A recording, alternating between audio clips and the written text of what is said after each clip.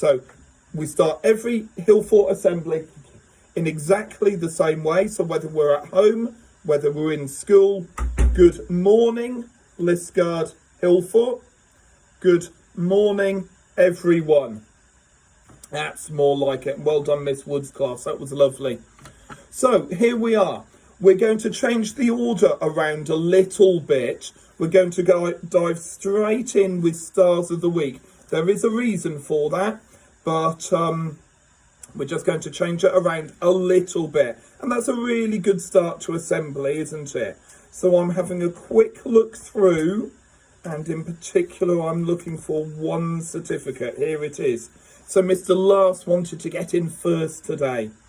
And for joining in with maths and reading to Mrs. Cartwright, a huge well done to Lincoln. Well done, Lincoln. Okay, so I'll come and drop your certificate off in a little bit, Lincoln, but well done. We have Irving also from Mr. Last, and that is for greatly improved engagement in home learning.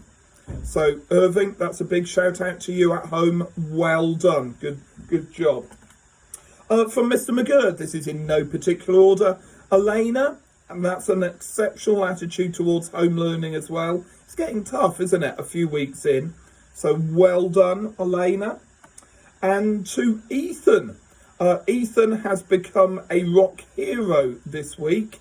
One of the gold badges. That takes some doing in less than a second, but I'll deliver the times table rock stars later. Well done, Ethan.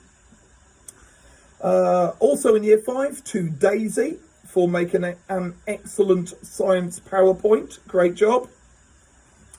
And to Kane. This is also coming from Miss Fox, and he has become a times table rock legend, working his way through the badges too. So you need your times tables for life. Well done. Here's a few home learners from year 2, Miss Woods. That's gone to Millie. Well done. And to Oscar in Miss Wade's. Both of you have tried really hard at home, I'm told. And in class from year 2 for Star of the Week, that's gone to Lola. You've been a star. Oh, another deep breath. All these children doing really, really well. How cool is that? Daniel, from Mrs. Morell, Mr. Larkham, Mrs. Best, and Miss Whitford, your positive attitude and application to learning has shone out. Great job. And from Miss Best and Miss Morell to Jude, and that's for a great attitude towards learning, especially towards the mental maths, the maths that you do in your head. Mr. Larkham has plumped for Jaden, and I know he's found home learning pretty tricky, but he's produced great work. He's worked hard. Great job. Well done. From our early years to Ryden, your attitude to home learning and trying hard, that's been absolutely superb. So well done at home to Ryden. I know Mum, that will be very pleased there. And from Miss Hoffman's class to Cameron for brilliant writing with fingers and thumbs. Excellent. Well done. Here were the late deliveries. Postman just arrived. To Zach, and this is from Miss Morrison, for an excellent standard of work in all areas of home learning. So not quite the same as being at school, Zach, but you're doing a cracking effort. Well done. And to Lola for brilliant story writing. In fact, I've already announced that one, and here's your lovely certificate. So that will come to you in a bit. And now I'm just on to the emails and the photocopies. So we've got Josh from Miss Colwell, Miss Pomeroy, and Miss Powell. Your home learning has all been done to a great standard. Well done. To Rachel, also for home learning. That's from Miss Colwell, Pomeroy, and Powell. And to Freya, from those teachers again, for amazing resilience with your maths work. So well done, Freya. And resilience is where you try at something, it's not easy, you probably get a few things wrong, and you have another go, and another go, and another go, until you get it right. Absolutely wonderful. One of our core values. Last three, nearly there. To Corey for excellent attitude to home learning, and again resilience, that word's come up. Amelia for consistently working hard and completing work. And Miss Tandy has nominated Grace. I don't actually have the reason there, but Grace, I know you're a star anyway, so wow. Okay, that is a whole lot of certificate deliveries I will have to do. Okay, and that is great news.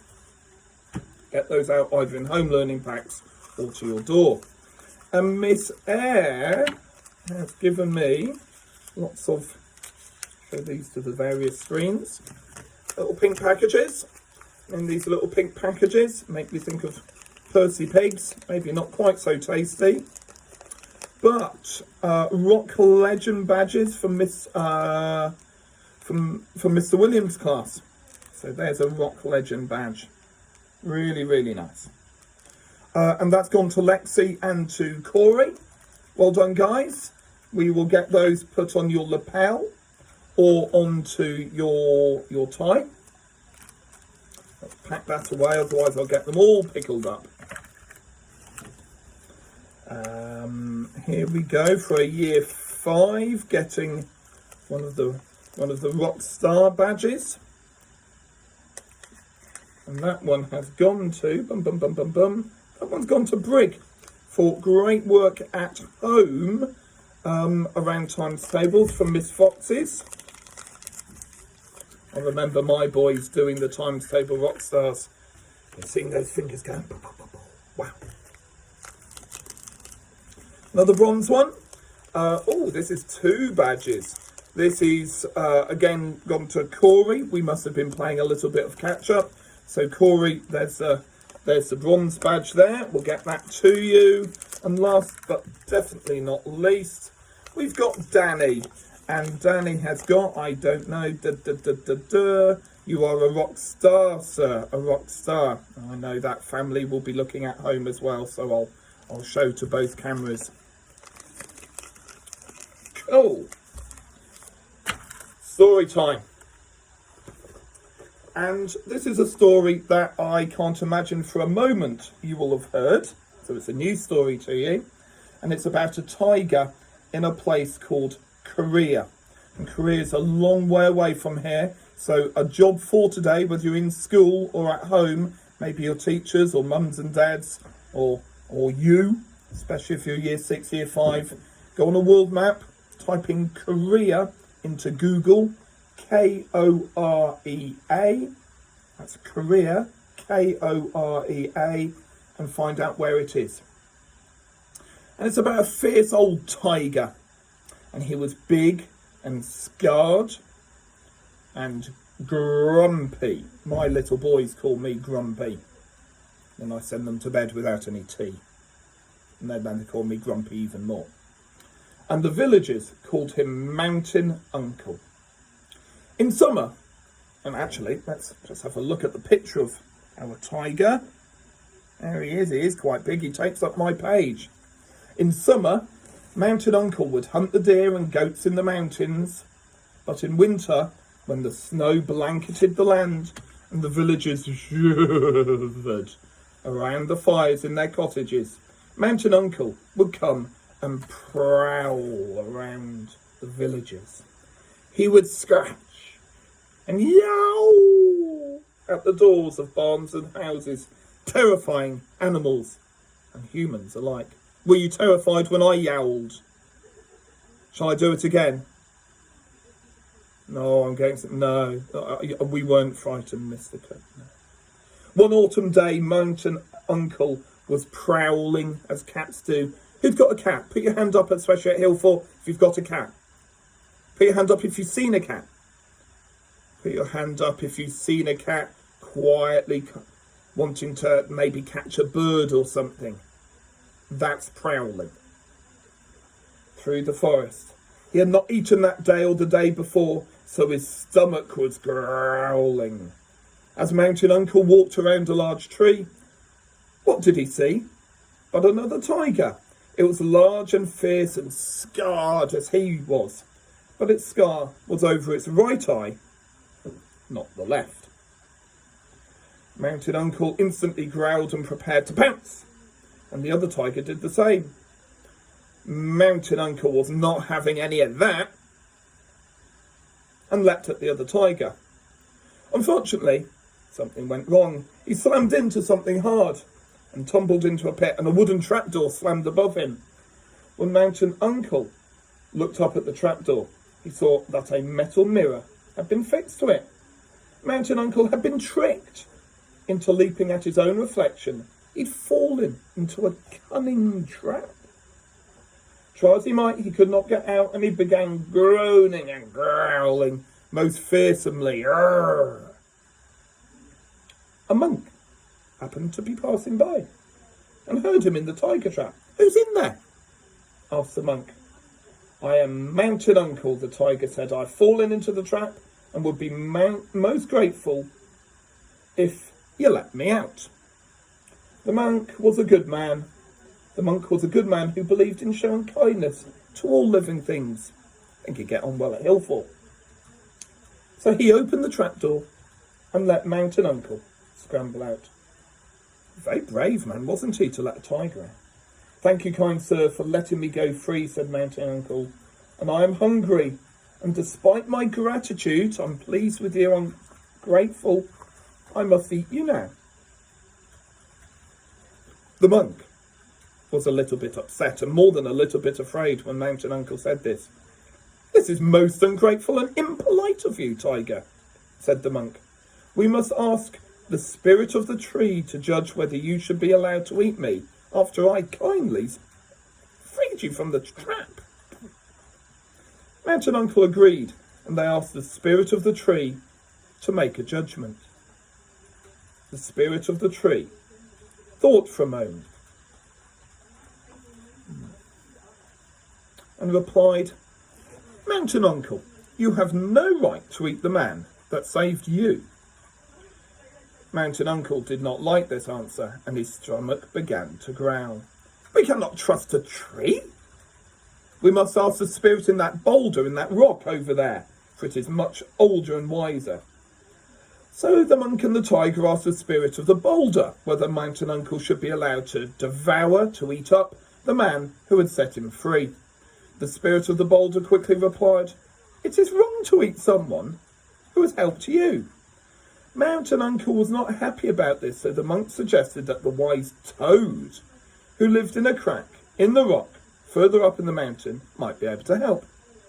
The monk climbed up the mountain to the toad's home, with Mountain Uncle following close behind and licking his chops.